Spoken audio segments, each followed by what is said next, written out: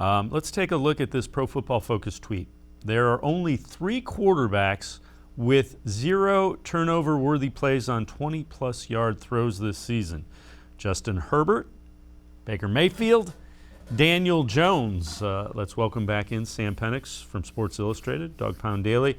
Sam, what have you seen from Baker Mayfield, both the good and the bad? Some things that he's done well in some areas that maybe if he improves in Brown's offense will be that much further along. It's been a difficult and interesting season for him, for sure.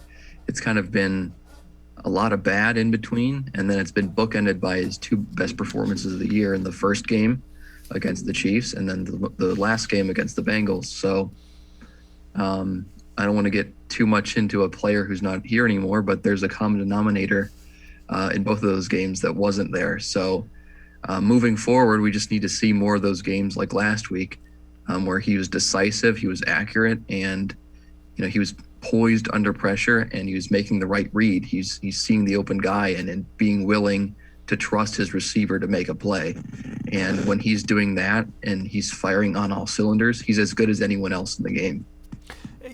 That's a fair point. The other thing that I think is really impressive, every time there seems to be a adversity and this team kind of gets pushed, they respond under Kevin Stefanski. I look back to the playoff game against Pittsburgh a year ago. Stefanski can't coach. They find a way to come out and put one on the Steelers.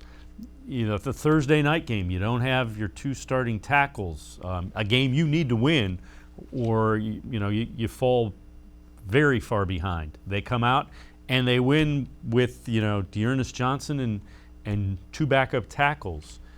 Last week was another one. They had all the drama. They came out and they played well.